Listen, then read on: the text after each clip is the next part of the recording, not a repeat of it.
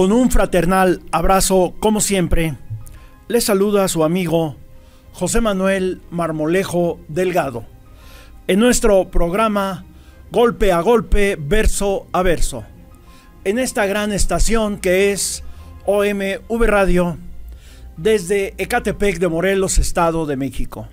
Tenemos como fondo de nuestra pantalla este importante monumento que tiene esta lápida que dice lo siguiente: en este lugar se dio sepultura eclesiástica a los despojos mortales del insigne cura de Carácuaro, don José María Morelos y Pavón, grande entre los grandes, máximo entre los mayores, diciembre 22 de 1815.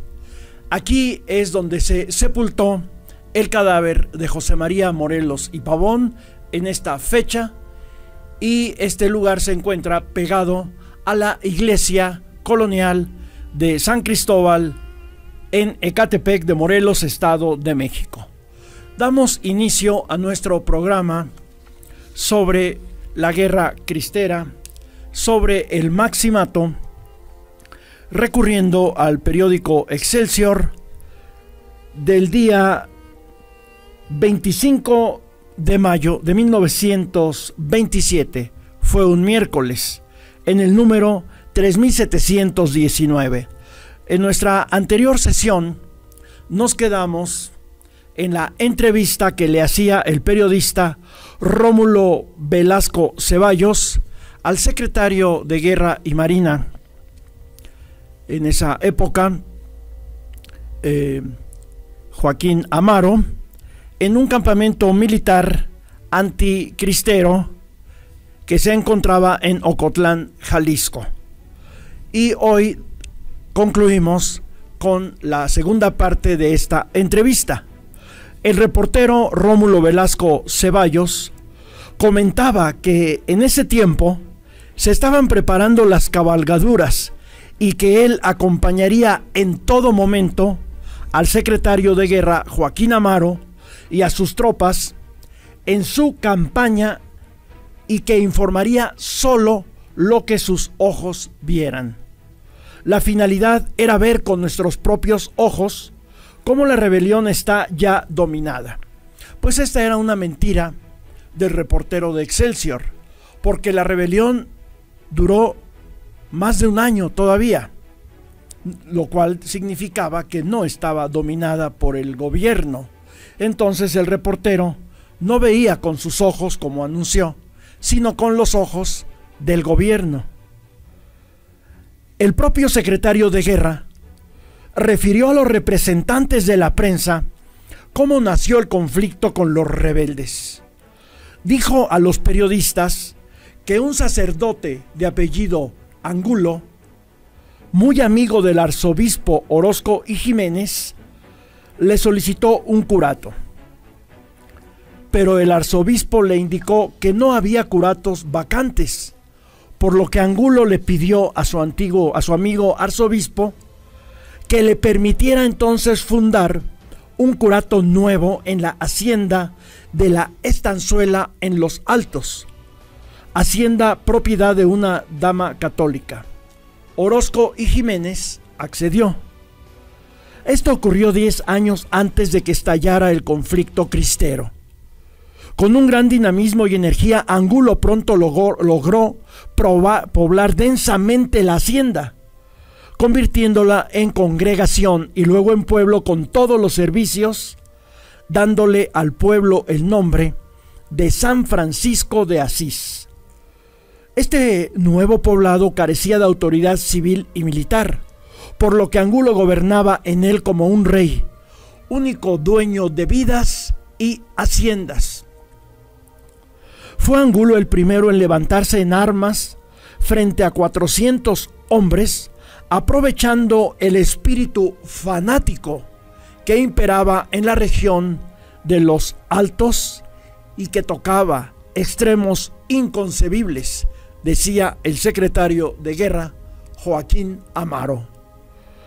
El secretario manifestaba que muchos de los que habían visto pelear a Angulo Aseguraban que era reencarnación de Pancho Villa por lo sanguinario y que ejecutaba con su propia mano a quien cometiera la temeridad de desobedecerle o de no entrar con bravura al combate.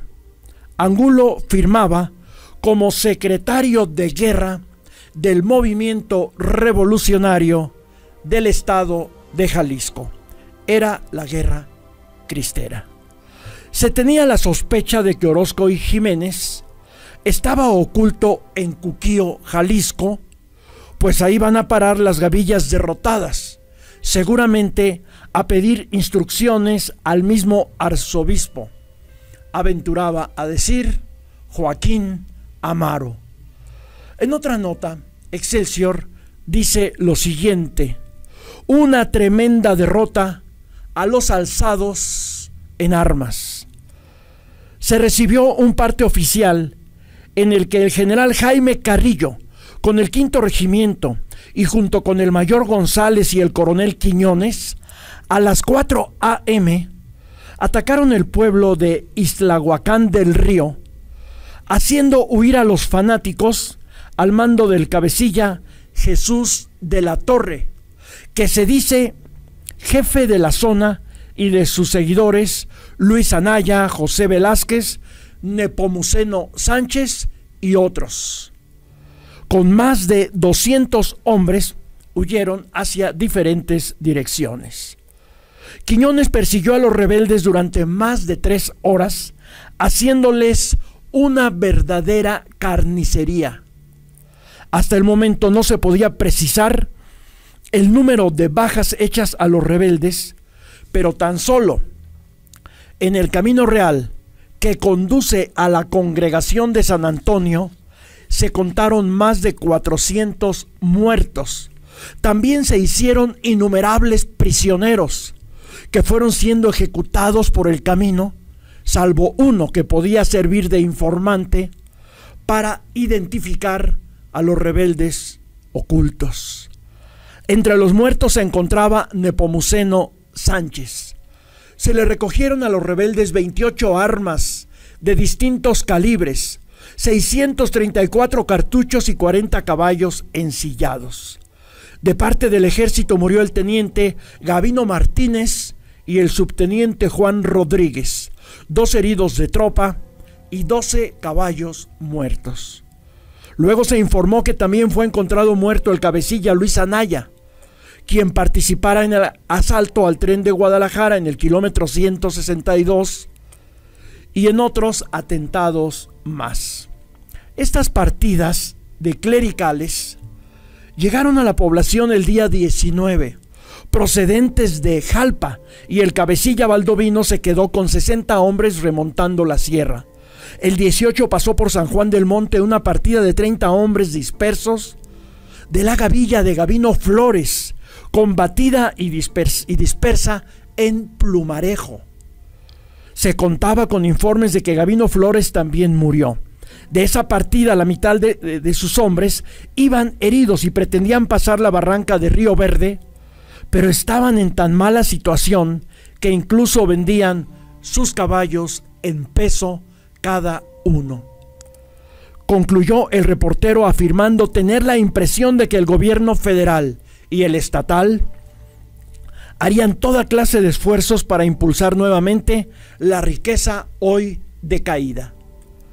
También comentaba que esa noche el profesorado del estado de Jalisco daría una fiesta en honor de Excelsior y del Universal, consistente en recitales, baile, serenata, etc. En otra nota importante para la fecha, también Excelsior decía lo siguiente: se harán cambios a los jefes militares.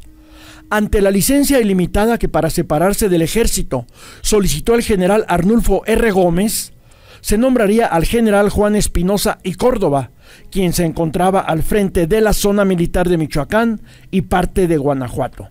Espinosa Córdoba sería sustituido por el general Andrés Figueroa, jefe del Departamento de Caballería de la Secretaría de Guerra. Pues recordemos que Arnulfo R. Gómez se levantó en armas en contra del gobierno de Plutarco Elías Calles, conjuntamente con Francisco R. Serrano, aunque a este último no se le demostró que estuviera insubordinado en el momento en que fue muerto, aunque sí era parte del complot en contra del gobierno. Arnulfo R. Gómez fue capturado y asesinado. A Francisco R. Serrano también se le detuvo y se le asesinó en Huixquilac, Morelos, en conjunto con una decena de sus acompañantes, en un acto verdaderamente ilegal. Por órdenes de Obregón y de Calles fue asesinado cuando debió haber sido sometido a un juicio militar por insubordinación. No, la orden fue mátelos en el lugar, y los asesinaron a Francisco R. Serrano y a su gente, a sus acompañantes, en Huitzilac. Tanto Arnulfo R. Gómez como Francisco R. Serrano fueron contendientes electorales en contra de Álvaro Obregón en su candidatura a la presidencia de la República. Ambos fueron muertos, de tal suerte que Obregón se quedó solo como candidato. Al final de cuentas, los tres candidatos, Arnulfo R. Gómez, Francisco R. Serrano y el propio Álvaro Obregón, fueron asesinados por intereses de la disputa política en el poder. Así se manejaban las cosas en México. Pero de estos temas continuaremos hablando en nuestro siguiente programa de Golpe a Golpe, Verso a Verso, en esta gran estación OMV Radio desde Ecatepec de Morelos, Estado de México. Se despide de ustedes su amigo José Manuel Marmolejo Delgado. Gracias por su atención.